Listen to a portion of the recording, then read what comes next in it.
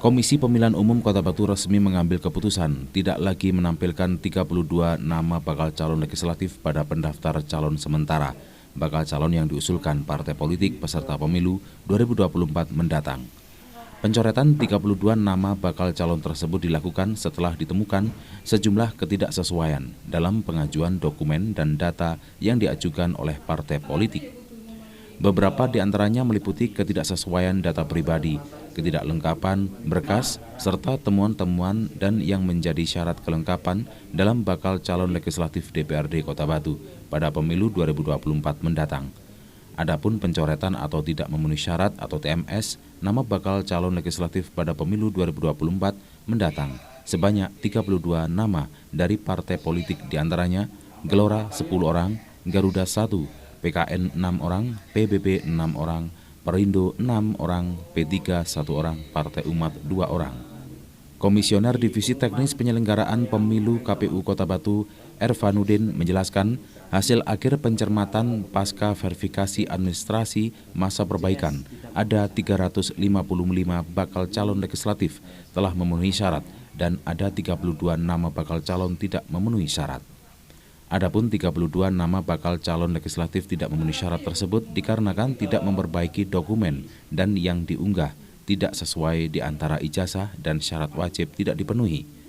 Lebih lanjut, Ervanudin menambahkan terkait bacalek tidak memenuhi syarat karena ijazah dikarenakan ada keraguan pada ijazah dan dokumen.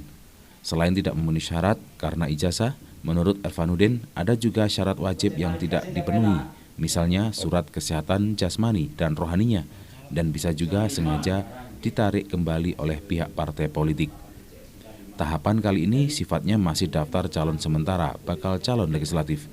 Bagi bacalek yang memenuhi syarat masih bisa dilakukan perbaikan, namun bagi bacalek yang tidak memenuhi syarat namanya telah dicoret atau tidak akan ditampilkan pada daftar bacalek. DJS tidak memenuhi syarat.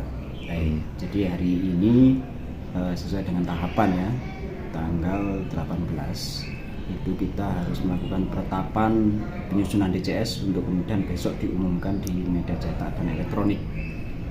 Dari sejumlah 387 yang kita terima, sejumlah bakal calon seluruh Kota Batu, baik itu dapil 1, 2, 3, dan 4, itu hasil akhir dari pencermatan kita pasca verifikasi administrasi kemarin, pasca perbaikan ada sejumlah 355 bakal calon yang memenuhi syarat dan 32 yang tidak memenuhi syarat.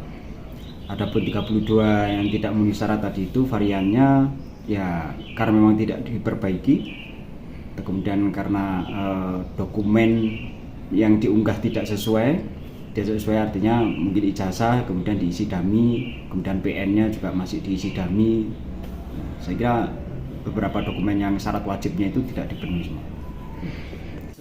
Tahapan tersebut merupakan bentuk komitmen untuk menjaga integritas dan transparansi proses pemilihan serta menjamin bahwa keputusan ini diambil dengan mempertimbangkan hukum dan peraturan yang berlaku.